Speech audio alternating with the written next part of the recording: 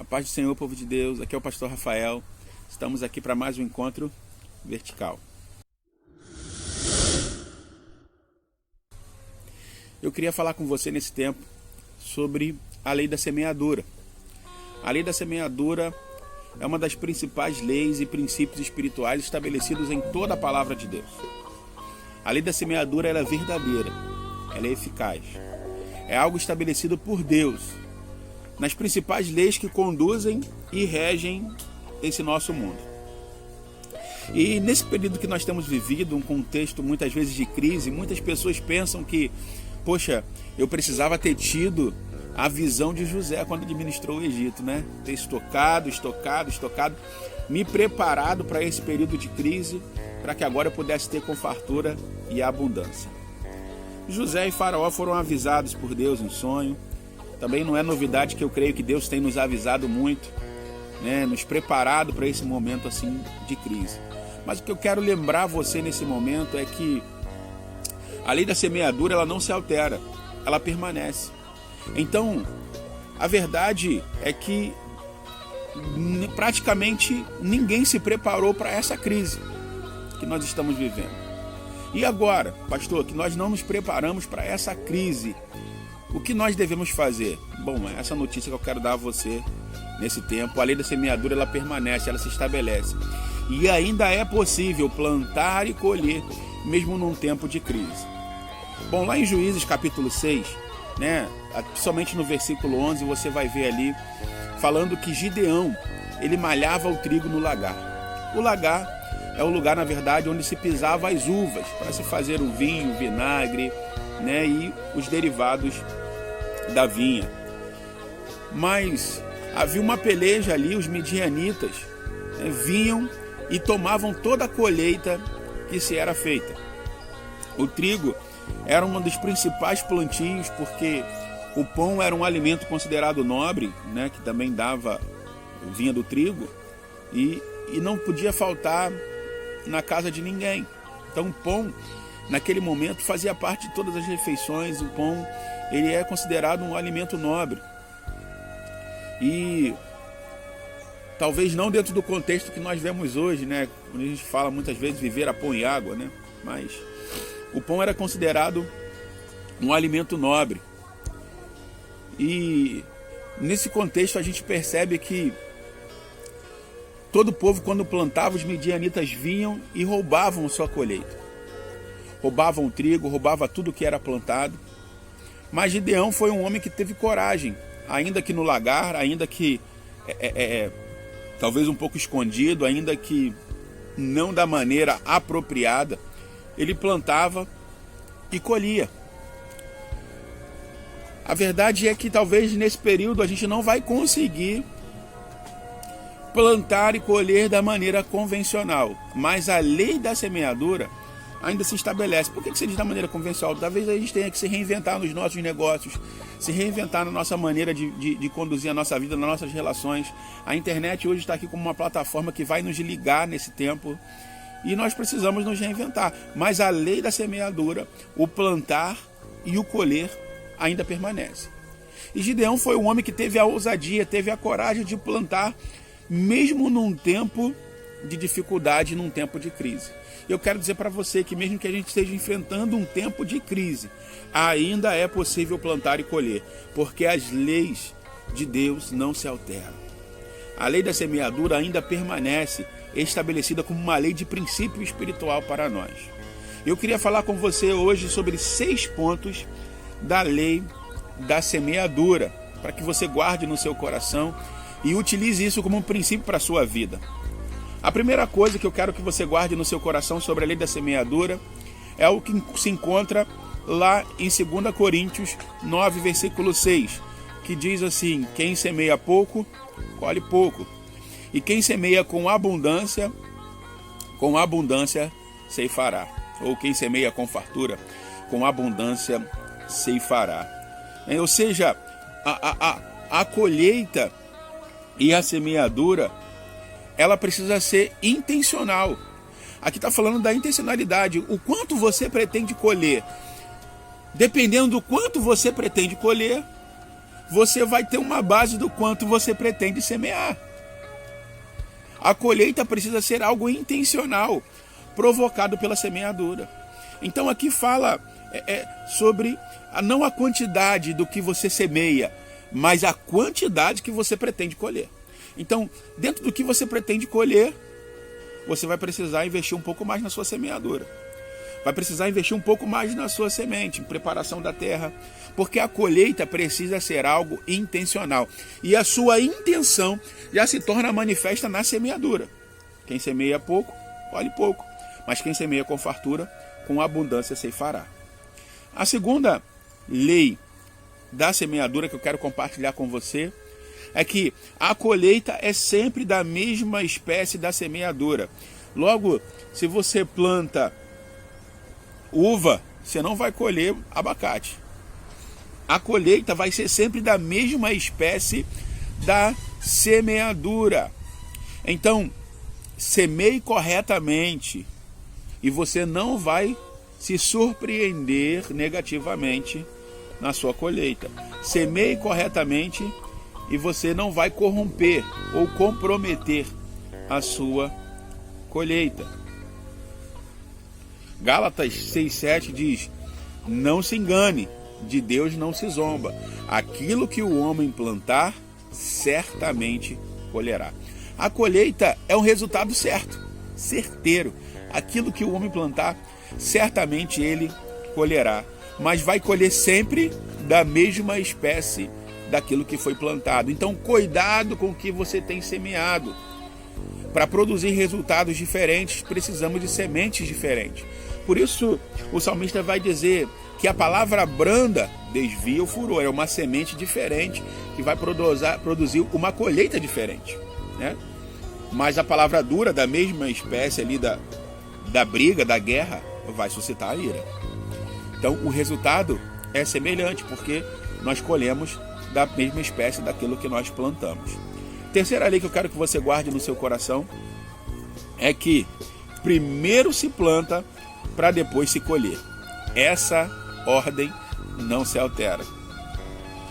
O texto que afirma isso é o próprio que nós já citamos, Gálatas 6,7, aquilo que o homem plantar também se fará, ou seja, primeiro se planta e depois se colhe.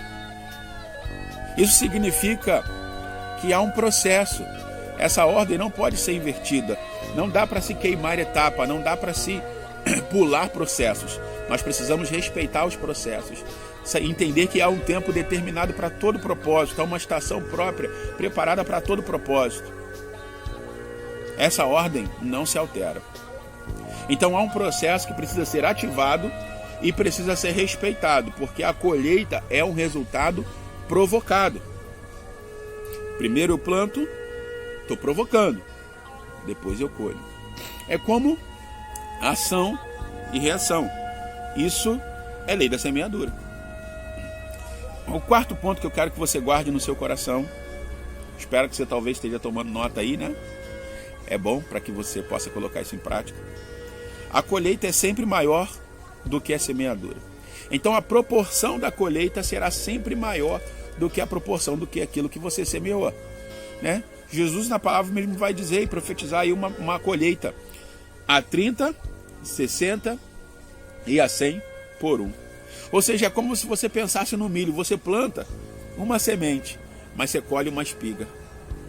Então, a probabilidade do fruto sempre é maior. Você vai plantar uma semente, você vai ter uma árvore que talvez que vai dar frutos e frutos e frutos.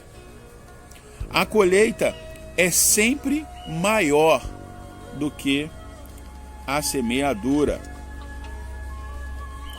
Então, a colheita é uma recompensa. Você precisa entender isso. Por quê? Porque se for na mesma proporção, a gente poderia olhar e dizer, cara, não vale a pena. Estou plantando um para colher um. Não valeu a pena. Então a colheita é sempre maior do que a semeadura. Você sempre vai colher mais do que o que você planta. Então aprenda a escolher bem as suas sementes. Saiba bem o que está plantando, porque quem sabe o que está plantando não teme o que vai colher. Quem sabe o que planta não teme a colheita. Então nós precisamos entender que a colheita, ela também pode sim ser uma recompensa, ela é uma recompensa para nós. Salmo 126, versículos 5 e 6, vai dizer que aquele que vem plantando, né, e chorando enquanto semeia, voltará com júbilo, com alegria, trazendo seus feixes, trazendo a sua colheita, seus cestos cheios e fartos da colheita do Senhor. Porque a colheita sempre é maior do que a semeadura, porque a colheita é uma recompensa da semeadura. A colheita é o que mostra que semear valeu a pena.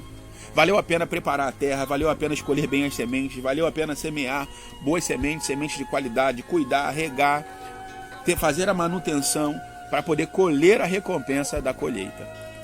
Há uma recompensa preparada para você que sabe semear. Há uma recompensa preparada para você. E você sempre vai colher uma proporção maior do que aquilo que você semeou. Uma outra lei que eu quero falar com você, a quinta, eu vou falar sobre 6 leis. A quinta lei é que o crescimento é dado por Deus. Foi Deus quem estabeleceu a lei da semeadura. Por isso é certo que aquilo que o homem planta, ele colhe. O crescimento, quem dá é o Senhor. 1 Coríntios, capítulo 3, versículo 7, vai até dizer assim, olha, nem quem planta, nem mesmo quem rega é alguma coisa, mas Deus é o que dá o crescimento. E eu quero dizer para você algo poderoso nesse tempo, tá? Olha, nenhum homem, nenhum pastor, nem quem planta, nem quem rega é poderoso para fazer você crescer, para fazer a sua semente crescer. Quem dá o crescimento é Deus. Fato é que se você plantou, você vai colher. É preciso apenas esperar, ter paciência, confiar, ter fé. Jesus mesmo vai explicar através de uma parábola, olha, o reino de Deus é assim, como que o homem que plantou uma semente ficasse ali olhando, esperando ela dar frutos. Mas de repente ele piscou, cochilou, quando olhou ela cresceu. Muitas vezes quando a gente menos espera, o resultado da colheita, da semeadura vem através da colheita. Às vezes quando a gente menos espera, embora talvez a sua colheita, é claro, deve ser já um resultado intencional de algo que já foi intencional no plantio, na semeadura. Mas a verdade é que Deus quem dá o crescimento. Então ninguém tem poder para fazer o outro crescer. Ninguém tem poder para fazer o outro germinar. Só Deus. Mas uma coisa é fato, a semente precisa morrer. Ela precisa se transformar. Ela precisa abrir mão de ser semente para poder florescer e frutificar. Jesus foi dizer que a semente que não morre não dá fruto. Então, semente guardada na mão não frutifica. Semente guardada na gaveta não frutifica. A semente precisa ser lançada, liberada, num ambiente que ela possa produzir resultado. Num lugar onde ela encontre uma terra fértil, e Deus dará o crescimento. Toda semente produz uma recompensa, toda semente produz um memorial. Então até quando você semeia na vida de alguém, quando você semeia abençoando uma pessoa, aquilo produz um memorial para você diante de Deus. Seja numa oferta específica, numa esmola, toda semente produz resultados. E Deus é quem provoca esse crescimento.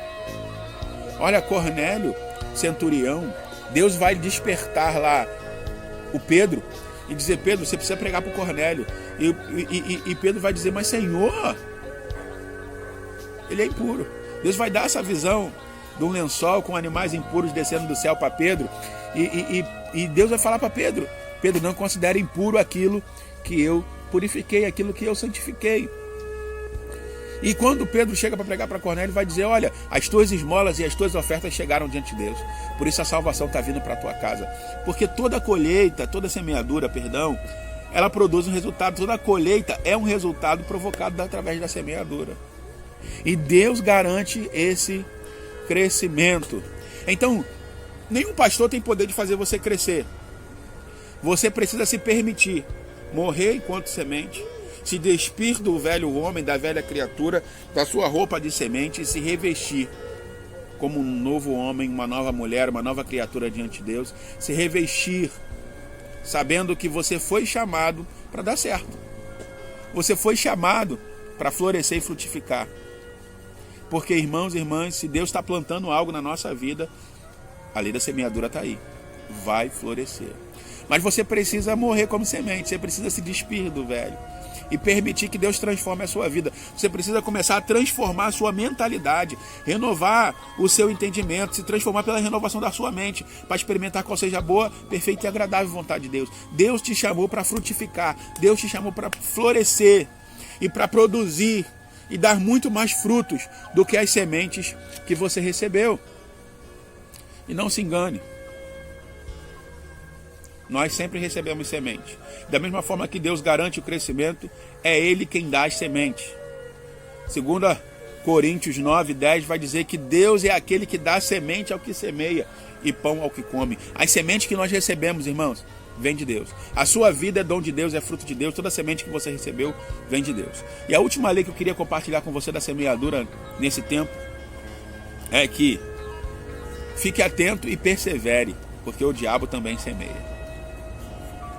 A palavra de Deus vai dizer que ali em Mateus capítulo 13, versículo do 25 ao 30, que o homem plantou o seu trigo e veio o diabo quando eles dormiram na madrugada, na surdina, escondido, e semeou o joio. E o joio cresceu no meio do trigo. E aí os servos vêm e falam: meu senhor, como pode, se o senhor plantou boa semente? Ele vai falar: olha, o inimigo veio e semeou o joio quando nós cochilamos. E aqueles servos vão dizer: então o que a gente faz agora? A gente queima tudo? Ele: não, se a gente queimar tudo, a gente estraga a colheita. A gente estraga também o trigo. Deixa, porque na colheita ambos serão separados. O joio vai ser separado do trigo. Era comum crescer joio no meio do trigo. Por isso que Jesus usou aquela parábola para explicar isso, porque também era muito comum isso acontecer. Só que o trigo e o joio eram debulhados normalmente no alto dos montes, nos lugares de vento. E isso fazia muitas vezes com que nós lemos já no início, falamos no início de Gideão e os midianitas, com que eles vissem que alguém plantou e colheu o trigo, porque o vento levava o trigo, o vento levava o joio, porque o joio é mais leve que o trigo. Então Satanás também semeia, mas não se engane, na colheita o joio é separado do trigo. O joio é levado pelo vento, o trigo permanece. Por isso, a palavra vai dizer que nós não podemos ser levados por ventos de doutrina. Se você é trigo, você permanece. Você não vai ser confundido, você não vai ser enganado, porque a Bíblia sempre traz sinais para aqueles que creem, para aqueles que confiam no Senhor. Então, o diabo também semeia, mas se você perseverar, não comprometer a colheita, se você não se precipitar, não se engane, na colheita tudo será separado. Na colheita o joio se perde, vai embora, levado pelo vento, mas o trigo permanece, porque é Deus quem garante a nossa colheita. Nada do que foi semeado em Deus fica sem ser colhido em Deus. Que o Senhor te abençoe, mesmo nesse tempo de crise. Saiba, você pode semear, você pode colher. A colheita precisa ser algo intencional na nossa vida. Eu finalizo com o último texto que está em Gálatas 6, versículo 8, que diz: aquele que semeia para a carne, da carne colherá corrupção. Mas aquele que semeia do Espírito colherá a vida eterna. É Deus quem dá semente àquele que semeia. Então semeie, mesmo no tempo de crise. Não deixe de semear. Semeie, mas semeie em Deus. Semeie para o Espírito e a colheita certa virá. Do Espírito colheremos vida eterna. Aqui é o pastor Rafael. Que Deus te abençoe.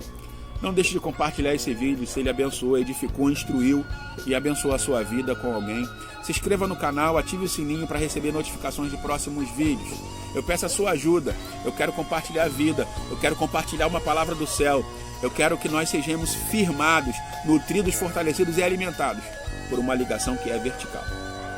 Que o Senhor te abençoe e até o nosso próximo encontro vertical. Beijo no coração.